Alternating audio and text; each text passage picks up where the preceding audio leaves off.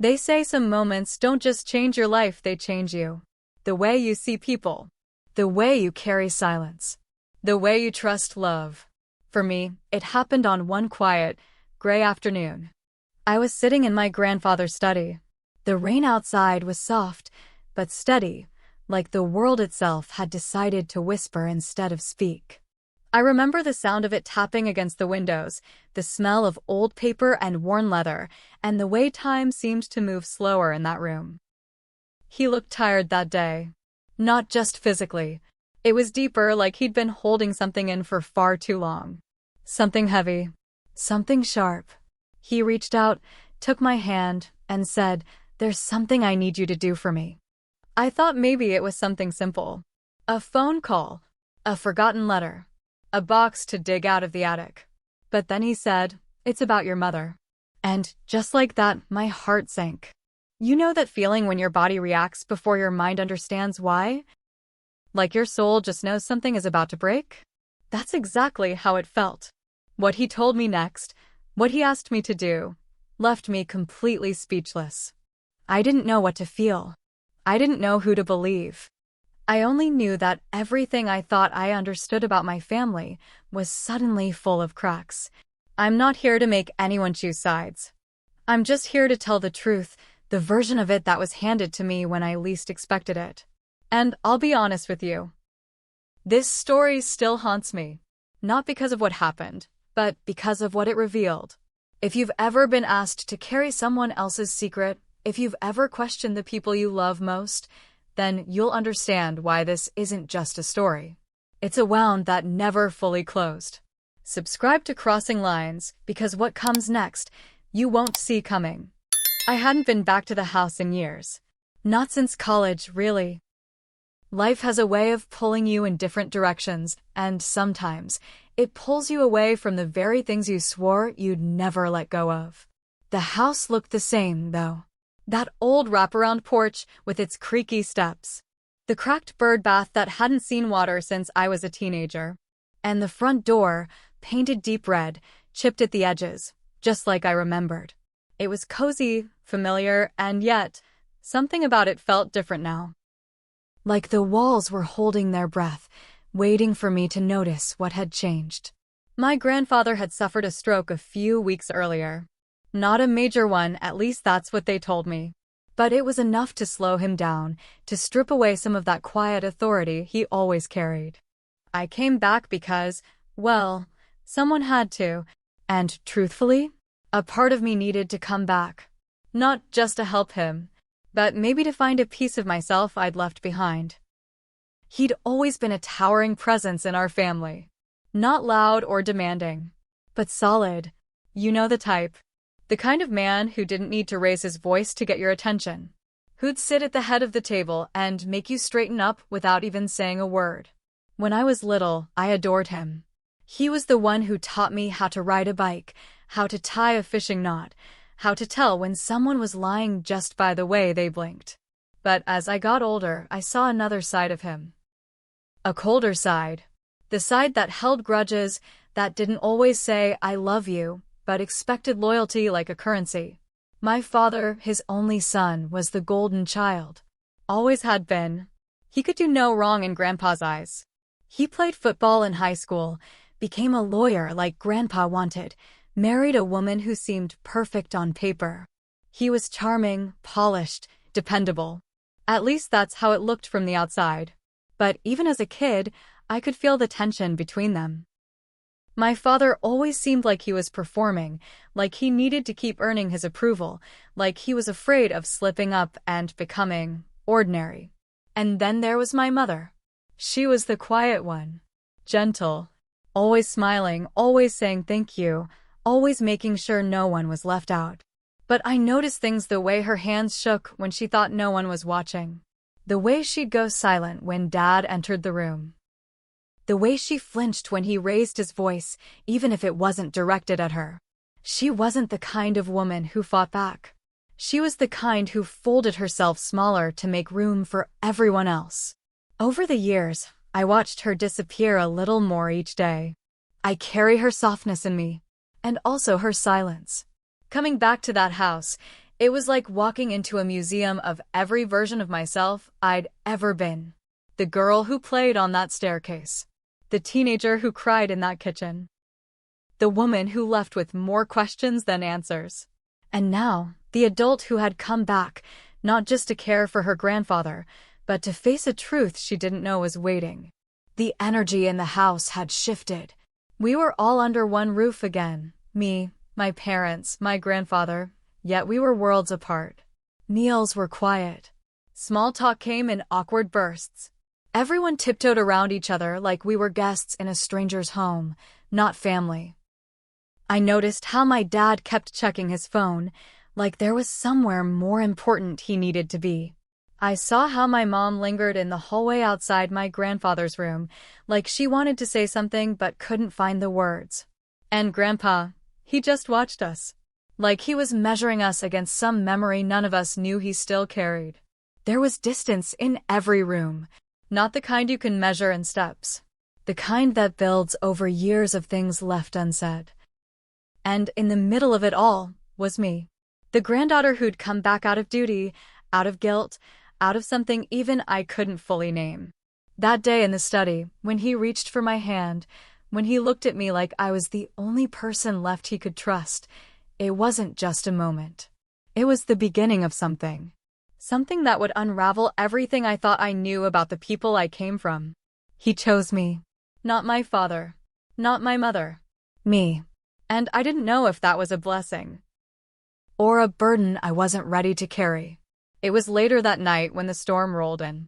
The kind of storm that doesn't just shake the windows, it shakes something inside you. The kind that starts with a whisper of wind and ends in a full-blown roar of thunder that makes the whole house feel like it's alive. I'd forgotten how storms sounded in that old house. The way the roof groaned. The way the pipes seemed to sigh. The way the shadows moved like they were listening. We were all in the living room. Dad flipping through channels like he didn't care what was on. Mom folding laundry she could have done earlier. Me scrolling my phone just to avoid the awkward stillness between us. And then, all at once, everything went black. The lights flicked out with a loud click, and the house went silent. No TV, no humming refrigerator, no glow from the hallway lamps. Just rain. And wind. And our breaths in the dark. My father cursed under his breath. My mother went to grab a flashlight. I turned toward the hallway, where the faint glow of a candle flickered from my grandfather's study. He never liked overhead lights. Said they were too harsh. Too artificial. Even when the power was on, he preferred the soft burn of flame. I made my way down the hallway, guided by the flicker. He was sitting in his chair, exactly where I'd left him hours earlier. But now, there was something different in his eyes. They looked urgent, not panicked, but clear, focused, like whatever was weighing on him had just reached its final hour. "Come here," he said, motioning me closer. His voice was hoarse, like it had cracked too many times and finally gave up trying to stay strong. I knelt beside him again, just like I had earlier that day. He didn't say anything at first, just looked at me, then at the flickering candle, then back again. "There's a box," he said slowly. "Hidden in the back wall of that bookshelf." I looked over. The bookshelf was built into the wall, floor to ceiling, stacked with old novels, medical books, photo frames that hadn't been dusted in years. I hesitated. "I need you to get it," he said. "Now." So I did. I moved the books aside, ran my hand along the back paneling. It took a minute, but then I found it, an uneven groove, like a small latch. When I pressed it, a thin wooden panel popped forward with a soft click. Behind it was a small, metal box. Nothing fancy, just old and cold to the touch. I turned back to him, holding it in my hands. "Open it," he said. Inside, there were letters. Dozens of them, tied in faded ribbon. Some were addressed to my grandfather, others to my mother. And beneath them was a stack of old photographs, yellowed at the edges, curled from time. My hand shook as I flipped through them. Some were of my parents when they were young. Others were less familiar. One showed my mother standing beside a man who wasn't my father. He looked at her the way no one had looked at her in years. With softness. With longing. With something that couldn't be faked. Her smile in that picture. God, it was real. The kind of smile I thought she'd forgotten how to wear. But the last item in the box was what made my breath catch. A journal. Thin. Leather-bound. My grandfather's handwriting on the first page. I flipped through it, feeling like I was trespassing in someone else's soul. Pages of pain. Of suspicion. Of late-night confessions he could only make to himself. Mentions of my mother's long absences. Whispers of someone else. A man she had loved, maybe still loved. And then, in later pages, regret. Rage. Guilt for doing nothing. Regret for staying silent. It didn't make sense. Not all of it. Not yet. But one thing was clear. There had been a betrayal. Not just between a husband and wife, but within the very heart of our family. I looked up at him, my mind spinning. My chest tight. He didn't flinch. He didn't look away. He just said it. I need you to finish what I couldn't. I didn't sleep that night. I just sat there, on the edge of the guest room bed, holding that box like it had a heartbeat. Like it could explode at any second. My hands were trembling. Not from fear, but from something deeper. Something messier. I kept hearing his voice. You're the only one I can trust. But trust to do what? Open old wounds? Drag buried things into the light? Break this family apart? Why me? Why not my father, his own son? Why not my mother, the one who had clearly been part of whatever the secret was? I felt like I was standing in the middle of a story I was never meant to hear. Like I'd opened a book someone else had hidden, and now, the characters couldn't be unread. The emotions couldn't be undone. I looked around that room, still filled with things from my childhood. The faded posters on the wall. The crack in the closet door I used to hide in when I was little. I used to think this house was a sanctuary. But now it felt like a stage, every smile, every dinner, every birthday candle lit under a ceiling that had seen too much and said nothing. And I started to realize something that hurt more than I expected. I'd always felt like the outsider in my own family. Not unloved, exactly. But unseen. Like I was filling a role no one wrote for me. My father, so focused on appearances. My mother, always shrinking herself just to keep the peace. And me? I learned to be quiet. To be helpful. To be fine. But my grandfather, he saw through that. Even when I was a kid, he'd ask me questions no one else did. About how I felt. What I thought. He was stern, sure. Intimidating even. But he listened. He noticed when I was sad, or angry, or just pretending to be okay. And now he was trusting me with this. With something dark. Heavy. Something that could unravel everything. Was it wrong that a part of me felt honored? And then just as quickly, I felt guilty for even feeling that way. I knew this wasn't about me. Or maybe it was. I didn't know. And that uncertainty, that aching, gnawing sense that I was about to uncover something I couldn't handle, that's what kept me staring at that box until the sun rose. By morning, I made a decision. I opened the journal again. His handwriting was careful, measured. Each letter pressed deep into the page, like he was carving the truth into the paper. At first, it was just observations. Notes about his declining health. His memories of my childhood. Praise for me of all people for being the only one who ever asked the right questions. That line stuck with me. I didn't know whether to smile or cry. Then, slowly, his entries changed tone. He started writing about her. About my mother. Not in bitterness. Not in accusation. But in longing. At first I thought I misunderstood. Maybe he was reflecting on her as a daughter-in-law. Maybe he just admired her kindness, her gentleness. But then I saw the phrasing shift. She used to bring me tea in the garden. I knew it wasn't just about the tea. She would laugh at my jokes when no one else even noticed I'd spoken. I hated how she looked at him, because she used to look at me that way. My stomach dropped. No. No, this couldn't be right. He couldn't be saying what I thought he was saying. But he was. In careful, aching detail, he wrote about being in love with her. About knowing her before my father ever did. About having feelings that started before their marriage and never went away. And then, God, the entry that changed everything. I loved her first. Before he even knew she existed. I froze. I reread the line 5 times. Then again. Then again. Because just beneath it, in shaky handwriting, I asked her to choose once. She didn't. But I never stopped loving her. Not for a day. I couldn't breathe. My ears were ringing. And then, another page.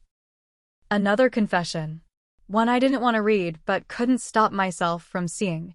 The summer she came to stay, before their engagement, those nights still haunt me. The way she cried when it ended. The way I let her go. The timeline. The timing. I did the math in my head. That summer would have been just 9 months before I was born. And suddenly, every moment I'd ever spent looking in the mirror came rushing back. The high cheekbones no one else in my family had. The deep-set eyes. The shape of my hands. Was I? No. No, no, no. I slammed the journal shut and felt the whole world tilt. Was I the product of an affair? His affair? And all these years, they just let me believe something else? Was I a lie? A secret? Or a consequence no one ever wanted to face? I stared at the words written in his hand. I loved her first, before he even knew she existed. And suddenly, everything I thought I knew about myself felt like it was built on someone else's broken promise. I didn't eat for the rest of that day. I wandered around the house like a ghost, the journal clutched in my arms like it was the only thing keeping me upright. I avoided everyone. My father was in the living room, watching a rerun of something with the volume too loud, laughing like nothing in the world could shake him. My mother was in the kitchen, humming softly, stirring soup she probably didn't even feel like making. And upstairs, my grandfather was waiting for me to know. When I finally walked into his room that evening, he was sitting upright for the first time in days. Pale, weaker, but alert, like he knew this moment would come. He looked at me and smiled. "You opened it." I didn't answer. I couldn't. My mouth was dry, and my hands wouldn't stop shaking. I just sat beside him. Quiet. My whole body buzzing with questions I wasn't sure I wanted answers to. "I loved her," he said simply. Like he was stating a fact. Like he was talking about the weather. My chest tightened. I couldn't look at him. My voice cracked when I finally spoke. "Why are you telling me this?" He reached out and gently took my hand, his grip frail, but intentional. His thumb traced over mine like I was still that little girl who used to sit on his lap while he read the paper. "Because it's time," he whispered. "Because I'm leaving soon, and I can't carry this with me anymore." He looked at the wall, his eyes clouding over. She was everything. The way she cared, the way she smiled. "I saw her before your father ever did. And I should have said something. I should have fought." I felt my throat tighten. "But you didn't." "No," he said softly. "I didn't. I let her go. And I watched them build a life together. I thought I could bear it. I thought if she was happy, I could survive." I looked at him then. His face so full of regret it made my stomach churn. "She wasn't happy," I said. "Not really." He nodded. "I know." Then he looked at me, really looked at me. "And you," his voice trembled, "you were a gift. Even if I couldn't call you mine. I always knew. I saw it in your eyes." My heart dropped. I stood up. "Don't. Please," he said, coughing. "Sit. Just listen." I sat, but my body was rigid. Every part of me wanted to run. I never told her. Not once. I made a promise to myself that I would never ruin her life. Or yours. Or his. But now, I don't want to die with this still between us. He took a shallow breath, then met my eyes with a pleading look I'll never forget. "I need you to tell her." My heart stopped. What? When I'm gone, I want you to tell her everything. Tell her I'm sorry. Tell her I should have fought for her. Tell her I still love her. My mind spiraled.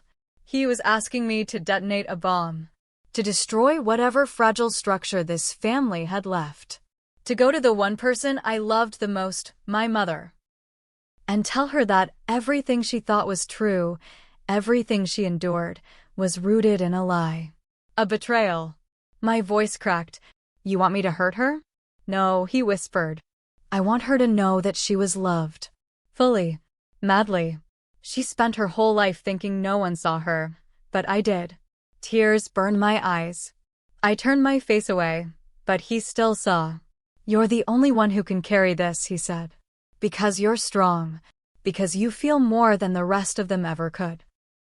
I stood again, needing air, needing space. I don't know if I can. His hand dropped from mine. His voice was barely audible now. I know it's a lot, but when the time comes, you'll know what to do. I left the room before I broke down. I went outside into the night air and leaned against the old oak tree I used to climb when I was a kid. Everything was still. But inside me, a storm was tearing everything apart. He gripped my hand. Tell her I'm sorry, but I still love her. And in that moment, the girl I used to be vanished. I wasn't sure if I had the strength to carry his truth, but I knew. I couldn't unhear it, and I couldn't unknow who I really was. After that night, something inside me shifted. I walked through the house like I didn't belong to it anymore. Every photo on the wall, every scent in the air, it all felt foreign, like I'd stepped into someone else's story. A story I'd never really been a part of. Just playing a role in a script written before I was born. I stopped joining family dinners. I barely spoke. I kept myself busy tending to Grandpa's meds, reading in the attic, or taking long walks that turned into aimless drifts through our old neighborhood. My mom noticed first. Are you okay? She asked one morning, her voice tentative, like she already knew the answer and was afraid to hear it. I nodded, offered her a hollow smile, and walked away. But it was impossible to look at her the same. She looked so small. Not in stature, but in the way she carried herself. Like she'd been carrying invisible weight for years. And now that I knew about the love she never received, the man who did love her but never said it, I felt a strange mix of emotions, heartbreak, and something darker. Resentment. Why hadn't she fought for herself? For me? And then there was him, my father. He wasn't used to not being the center of things. So when I started pulling away, he noticed. But in true fashion, he didn't ask if I was okay. Instead, one afternoon, he stormed into the living room where I was reading. You've been acting weird since you got here, he snapped. If you've got something to say, say it. I looked up slowly. For a second, I wanted to unload everything, every truth, every secret. Let it fall on him like bricks. But I didn't. I just stared at him. A long, cold stare. And I saw it, the confusion, the fear, the flicker of guilt. He turned away. That night, I couldn't sleep. The walls felt like they were closing in, full of whispers and things unsaid. I sat on my bed, legs curled beneath me, journal in my lap, unable to open it again. At 11:57 p.m., I found myself standing outside my parents' bedroom door. My hand hovered over the knob. What was I doing? But then I knocked softly. My mom opened the door, wrapped in a robe, her eyes puffy from sleep. Sweetheart, she whispered, alarmed. Is something wrong? I opened my mouth to speak. The words were there, heavy on my tongue. But they wouldn't come. So instead, I asked, do you still love him? She blinked, startled. Her brow furrowed, unsure. And I could see 100 memories pass across her face like shadows. Birthday parties, slammed doors, long silences, late-night cries I'd pretended not to hear as a child. She reached for my hand. Why are you asking me that? She said gently. I shook my head, my eyes stinging. I don't know. And I left her there, standing in the doorway, holding the question like it had cracked something open she'd kept buried for years. The next day, I sat in the attic, sunlight leaking through the dust-smeared window, and opened an old leather notebook of my own. I didn't know why. Maybe I needed to let it out somehow, what I couldn't say aloud. I started writing, not as a daughter, not even as a granddaughter. Just as me. Dear Mom, if I told you the truth, his truth, would it free you? Or would it destroy everything you've worked so hard to survive? I paused. I thought about the version of her I had always known, quiet, patient, always shrinking to make space for others. And I thought about the version he saw, the one Grandpa fell in love with. The woman who used to sing while she cleaned. The woman who smiled like sunlight when I was a child. Had she buried that version of herself? Or had we all just stopped looking for her? I wrote on. What if I'm not who I think I am? What if he is not who I thought he was? What if you never knew either, and we've all been pretending? My handwriting trembled across the page. I thought about telling her. About sitting her down and reading the letter aloud, letting it hang in the air like smoke we couldn't unbreathe. I imagined her crying. I imagined her getting angry. I imagined her collapsing into me and whispering, "I always knew." But I also imagined her looking at me with betrayal in her eyes, seeing him in me. Not my father, but Grandpa. Would it ruin her? Would it ruin me? The truth, I realized, was heavy. Not just in its content, but in its consequences. And once spoken, it could never be taken back. I closed the notebook and stared at it for what felt like hours. I no longer knew what I wanted. To protect the family? Or burn the entire illusion to the ground? And if I did, would that make me a villain? Or just finally honest? I wrote the letter, but I didn't know who I wrote it for, her or me. If you found out a secret like this, something buried so deep it could shatter your family, what would you do?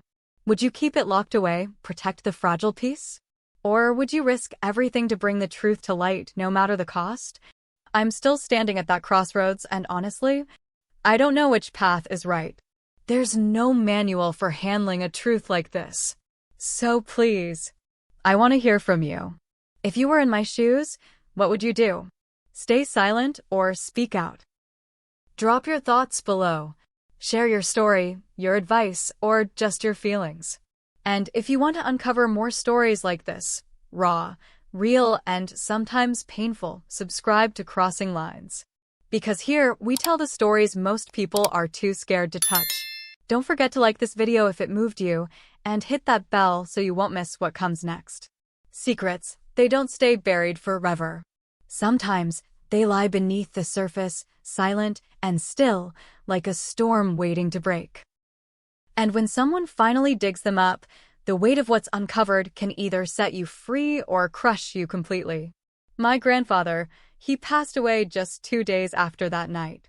I never told my mother what I learned. Not yet. Maybe I never will. Because maybe the real legacy he left behind isn't just the truth. It's the burden. A burden I'll carry with me always. And maybe that's the lesson I've learned. Some lines, once crossed, change everything. But sometimes they also reveal who we really are. Thank you for listening.